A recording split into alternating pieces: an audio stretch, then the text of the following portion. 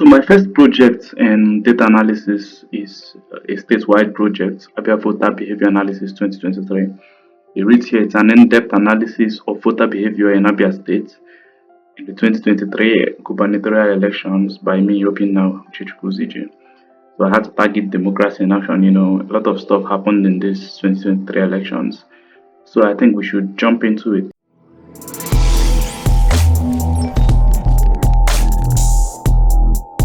This is the first page, and I had to put it in a PDF format so that it is easy to go through. It is easy to analyze it along with you. It's easy to review it along with the audience. So this is Abia Voter Behavior Analysis 2023, an in-depth analysis of voter behavior in Abia State 2023 gubernatorial elections by Obinna Chichukwuzije.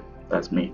So I had to target democracy in action because there was a lot of political struggles and interest around Abia State elections this 2023. So I did a little survey, and a lot of people were putting the tagline as democracy in action. Many of my viewers here will still see this thing and it will ring a bell because they're probably the ones that said it should be there. So let's go to the next page.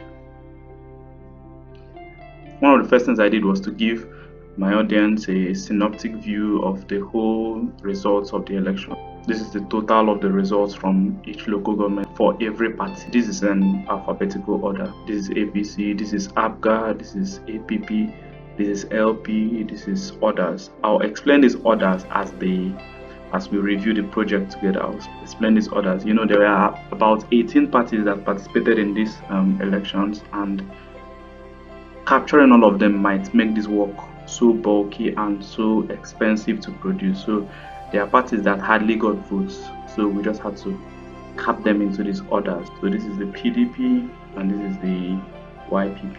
After that, I had to borrow a quote from Stephen Few.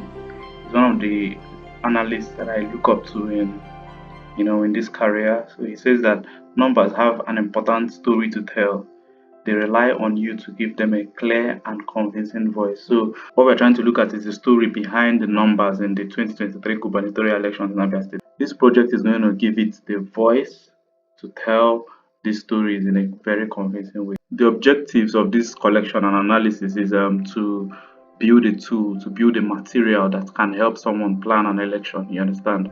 There are questions we asked here. The objective of this material is for my audience to understand magnitude. How big are the numbers? How small are the figures? What about voter turnout? Was voter apathy observed? What are the factors that influenced errors or disruption in different local governments? And how did the people react to every political party's involvement on the election day, especially the ones represented in this material? You understand? So the objective was to show magnitude, not that you won or you did not win, or you came second or you came third. What was the voter behavior when you entered? Your involvement in the election, how did it affect voter behavior? Now the second one is the methodology. It's secondary data, so we took it from a public data source, it's the INEC portal. So the major challenge in the data collection phase is that the data was in JPEGs, they were picture formats, so we had to do manual entering of the data, and it took a lot of time. We had to enter data from about 73,116 data points. That is 18 parties times 4,062 polling units. For 6 days, we manually copied data from 4,062 tables on the RF portal to Google Sheets, reading about 73,116 data points. We talk about our focus here, which was the 18 parties, but we couldn't take data from the whole 18 parties. So we noticed 6 topmost parties and recorded their observations exclusively, and we summed the observations of the 12 remaining parties into a group called others. This is the symbol we use to represent these others we have been talking about since. This is the symbol for it. Now we talked about the data collection tools here. It was Google Sheets. Now the data analysis tools, Google Sheets, Microsoft Excel, and Tableau. Google Sheets was for data collection and cleaning. Tableau was for visualization. Now data quality assurance. We understand that in the last elections, especially these 2023 elections, many people had their preferred candidates. Many people had their preferred candidates, I must say, and their preferred parties. So What we focused on getting is people that wanted to hear the data side of the story, in as much as everybody had the person's preferred party, but people that wanted to actually jump into the analysis and hear what the data has to say. So this is what we explained here. We did a lot of reviewing and reconsiderations, and the review was so much. It's actually what took time in the data collection process. Every local government had to be reviewed about 2 times to make sure that everything was to reduce bias as much as possible. Now we talked about ethical considerations. You can read that up. One of the most important parts of this introduction is when we talked about the limitations of the data.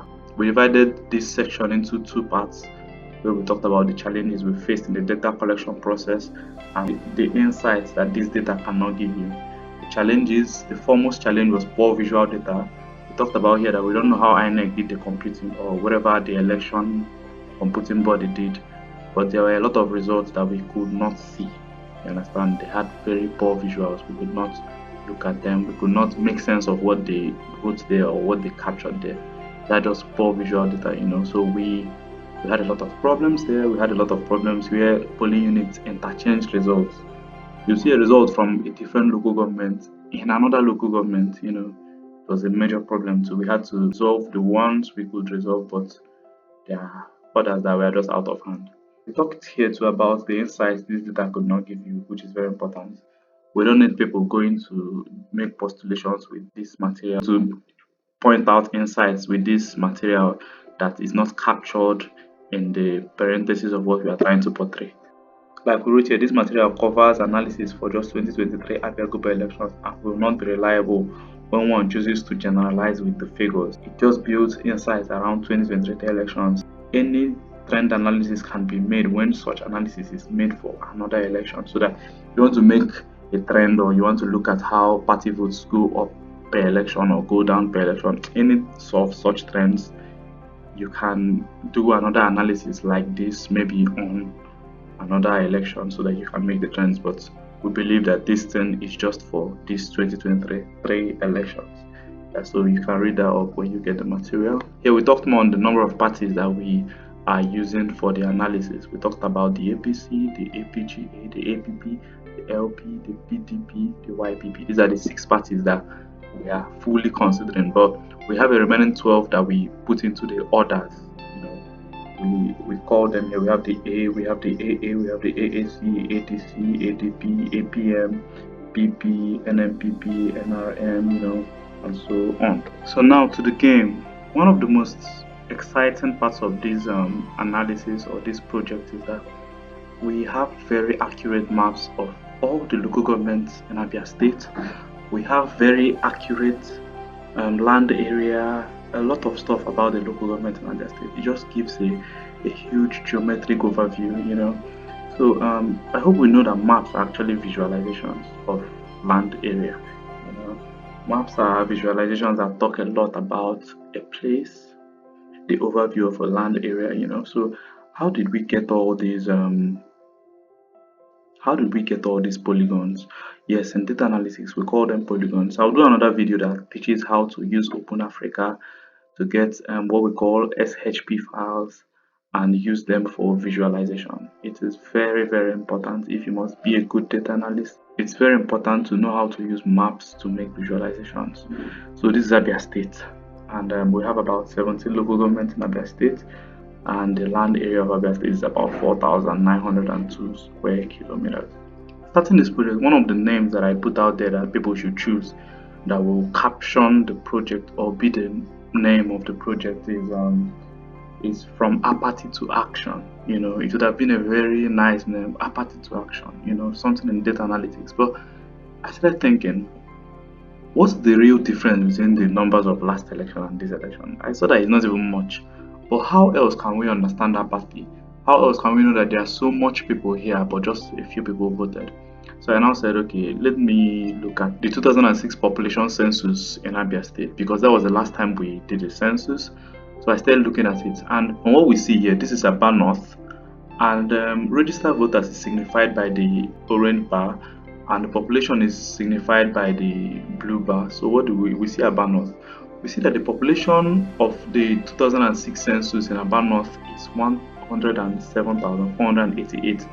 Meanwhile, the registered voters alone, the registered voters alone right now in Aba North is 258,563. Many people are not registered voters in Aba North, but we have that the registered voters alone is now bigger than the total number of people in Aba North as at 2006. Now, look at what we said here. The Abia population has grown dramatically, but we may not be in the know of this information when we do not have efficient mechanisms to see the growth rate. Looking at the V's 1.0 on the left, Aba North, Isialangwa North, and Umuahia North show that the registered voters in these local governments are already higher than the total number of people counted in 2006 population census. So you see that we cannot actually calculate apathy with regards to the population in a place right now. We don't even know the population, the present population of the place. You understand? So actually elections can be our only yardstick to knowing the population, to knowing how many we are in the country right now or in the state right now.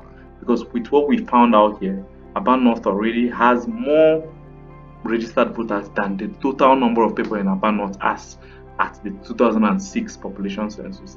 And let's look at Isialangwa North also. This is Isialangwa North, and we have the registered voters alone at 103,401. But the population as at the 2006 population census is 83,865. Let's also look at Umuahia North. Let's go down to where we have Umuahia North, and this one is loud. The population as at the 2006 census was 97,710, but right now the registered voters alone in Umuahia North is 206,725. So this was one of the major things that took out this name that we wanted to use from apathy to action, because we didn't have any use for the name, because we cannot even calculate apathy. The only yardstick to the numbers we have in our state is with the elections. Another way we used to look at how many people that voted in the place is looking at the total number of voters and non-voters within registered voters in different local governments. So what do I mean? Let us zoom in a bit. This is Aba North. So the blue bar shows people who did not vote, and the orange bar shows votes, both void and vote valid and invalid votes. So this is when we have Aba North. In Aba North, people that did not vote who are registered voters. Do you understand? Remember, the caption is total number of voters and non-voters within registered voters. So we see that people who did not vote are about 229,320, but voters are only 29,243. Do you understand? In Aba South, so this was only our only yardstick to vote apathy. There's just a lot of people who did not vote. We think that many people voted, but looking at the numbers, you know that people really did not vote. In a place like Ugunambo, where you have about 70,138 voters, potential voters actually, only 6,000 voted, about 6,956 voted. So this was only our only yardstick to apathy. The place we know that we had a lot of votes is this Umuahia North, which has about 160,505 people who are registered voters but did not vote. But we have about 46,220 voters, like registered voters who actually voted. Now we did a lot of local governments comparison. We talked about popular local governments. We asked questions like what happens in Umuahia North local government that makes voter engagement particularly strong. Do you understand? How does Obingwa, Aba North, Aba South, Osisioma, Umuahia South, and Isialangwa North local government show a lot of political interest? So we tried to analyze this. We looked at marginal local governments too. There are local governments with very low voter turnout. Was it a function of population? We just tried to look at those things. So we have a visualization here where we talked about the vote distribution, local government vote comparison, the V's 1.3. So we saw that Umuahia North has the highest and the lowest was Ugunabo. Was it a function of population? Was it a function of what spiked the political interest here? Do you understand? What was the major spike for the political interest? So this is one. This was many of the things we looked at. And looking at this, you can always flip pages and go and check what happened here, what did not happen here, what happened here, what did not happen here. This is the beauty of having a lot of visualization. You have the numbers ready, so you just look at the pages and say, I think this was the cause of this. I think this was the cause. You can pull out your own insights from this book. That's just the best part. From the 2006 population census, Umunochi had over 163,000 people, and after 17 years, they barely recorded 11,000 votes. Do you understand? So the population must have grown, but we still have about 11,000 votes. And look at Umunochi in the voter distribution graph. It's actually the fourth to last.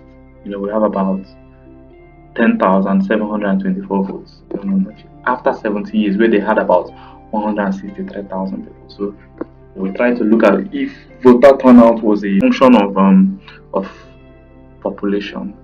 We talked more on voter accessibility, things that can affect voter engagement efforts, how they affect voter turnout, diversity and representation, social influence, and civic participation. We talked about electoral competitiveness, you understand, about how populous local governments affect electoral competitiveness. So we looked at population distribution in Abia local government, and this is the 2006 data that we have, and we still saw that Aba South here has the highest population.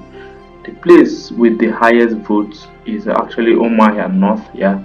But look at Omaya North's population in 2006. This is Omaya North. But today, this year, they have the highest number of votes, about 42,000.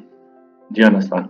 But Aba South here has the highest population according to 2006, but they don't have the highest votes. So this material gives you a lot of latitude to do your own study. It gives you a lot of latitude to do your own comparison and plan.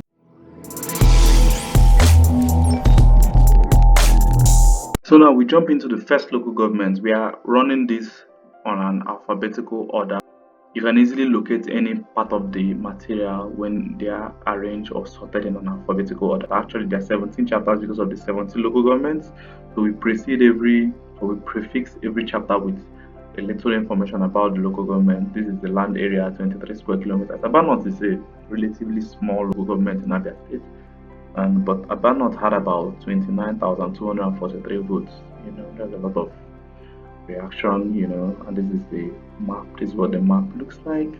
One of the things I do in the beginning of most of the local governments is that I have a subject matter expert talk about the what happens in the local government, normal how elections normally play out in the local government in a little comparison with what's played out in the 2023 election. So I had here Gotten Ebuchiwe, he's a macroeconomist, sales management specialist with a Chinese company Chusheng that works in Abia State there, but he votes in Abanot, so he had a lot to say about Abano local government. The beautiful thing about what our subject matter experts talk about in their reviews is that it actually aligns with what we see in the data. What they talk about is not so different from what we see in the data. So here, Abanot was a very interesting, place. Abanot, according to them, has always been a place with strong and diverse political interest. This time we have LP winning and showing a very landslide victory in Abanot. The good thing about this material is that any place you see this color, that it's representing Labour Party. The yellow represents PDP. Every color is maintained throughout the project. LP shows a lot of victory. Anytime you see the bars are very long, it shows the results. And we did well to put the logos at every local government, analyzing every local government. We put the logos. We have the PDP coming second. We have the YPP, the ABGA, the APP, and the APC. Now I did a little explanations to this because the audience is going to be quite large. So there's a little explanation to these graphs just beneath it. So here we said that the rectangular bars above compare the votes between the winner in Aban North and other parties.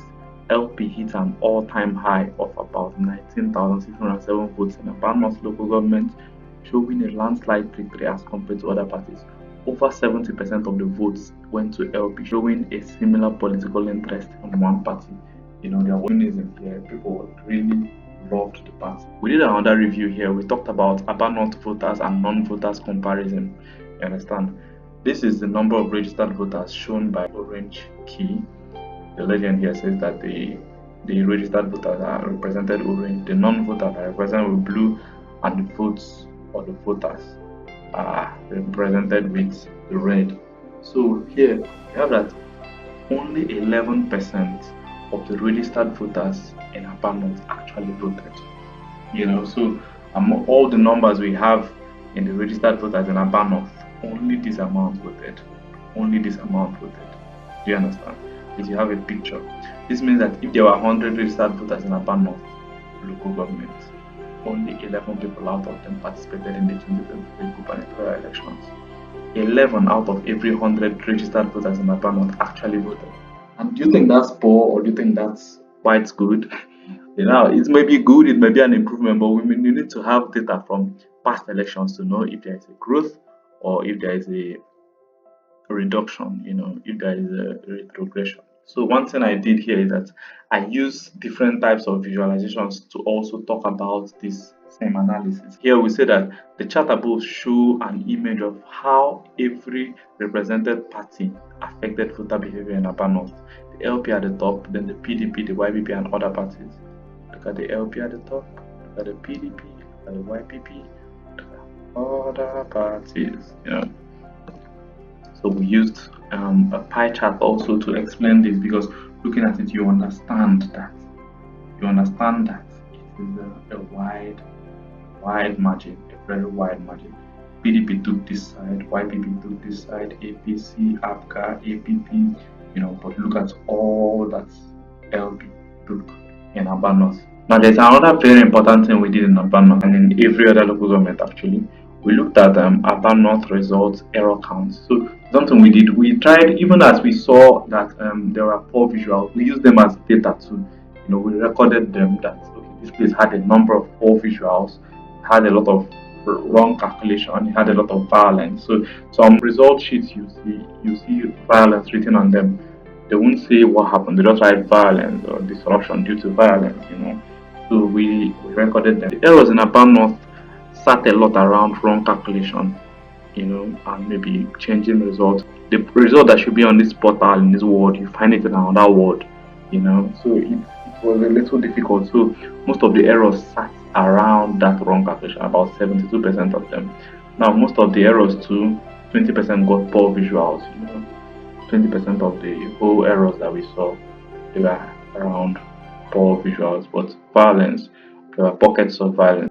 It amounted to about 8% of the error count. So another thing we looked at is the Aba North valid and invalid votes. It's still good to know that out of what we gathered, we just had about 544 invalid votes. So this means that for every 100 people that voted in Aba North local government, 98 of them cast a valid vote. They understand the rules, they understand the ropes in voting. We wrote it here also. It shows that a large percent of the Aba North people grasp the rules of casting a vote. More education is required to enable even a better outcome next time, because new voters will also be registered before subsequent elections. Aba South is actually a big place. It has a land area of about 89 square kilometers, and it had about 27,733 votes. It's a little close to Aba North, a little close to Aba North. So let's step into it. Here we have Aba South had a very landslide victory with the LP2. Aba South had LP just there at the top, and look at others going down there. So we have LP, we have PDP, we have the APGA, we have the YPP, we have others. Don't actually mind these others. It has about 12 parties here. So what we'll just be looking at is every other party apart from this. We have the APP and we have the APC. So LP won with about 19,361, about 72%. So if you're looking at it too, you see that there's something really similar about Aba North and Aba South. Let us look at it. The rectangular bars above compare the votes between the winner in Aba South and other parties that follow. Again, LP hit an all-time high of about 19,361 votes in Aba South, local governments, showing a landslide victory as compared to other parties. Aba North and Aba South may not share the same population distribution. Did you hear that now? They may not share the same population distribution, but they share the same voter turnout and almost same number of votes. So we have that only 11% of the registered voters in Aba South actually voted. The same thing with the Aba North. Look at the number of registered voters. Look at how many people that did not vote. But look at the people that voted. Do you understand? So Aba North and Aba South may have quite different population sizes and land area, but they share the same level of voter enthusiasm at the 2023 Gubernatorial elections in Abia State. Just like Aba North, 11 out of every 100 registered voters in Aba South actually voted. The rest didn't. We did another type of chart talking about the same thing, but maybe in another view that can make people understand a little bit more.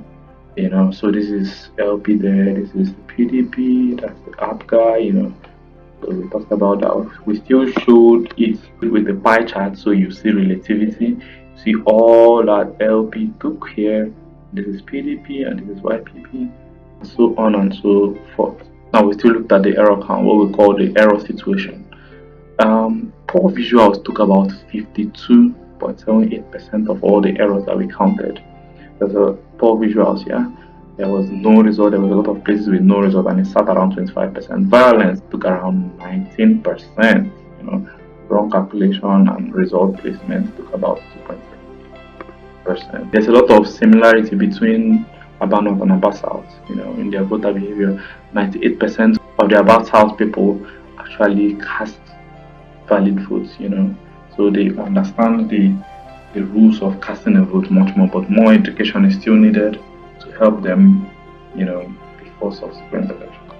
Now let's look at another local government that has a subject matter expert review. This is Bende local government. It's about 590 square kilometers. Bende had about 21,016 votes in the 2023 Guba elections, according to this research. Now the subject matter expert is Comrade Ugochukwu Nwankwo. He is a 2023 YPP candidate, Bende South State Constituency, and he did this for Bende local government. So he had a subject matter review that was quite enlightening and very beautiful. From the demography to the things that affect the choice of the Bende people. First of all, he said that elections are won and lost in Bende even before they are conducted. That was a very funny statement. He talked about rotation, what they do about it. He talked about their age, he talked about family background, he talked about academic background.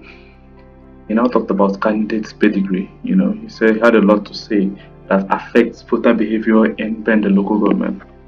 Now, when we step into the analysis, we see too that LP had a high vote here. The PDP came second, APP, then the APC, the YPP, and ABGA. We see how many votes with which the LP won. We see the percentage of registered voters that voted is about 26%. We see other visualization types describing the whole situation, and we see a pie chart that shows relativity. Actually, there's a little competition here. I think I mentioned that. The rectangular bars above compare the votes between the winner in Bende local government and other parties that follow. LP hit about 9,429 votes in Bende local government, followed by PDP second and APP third. Close to half of the votes went to the LP and other parties shared the rest.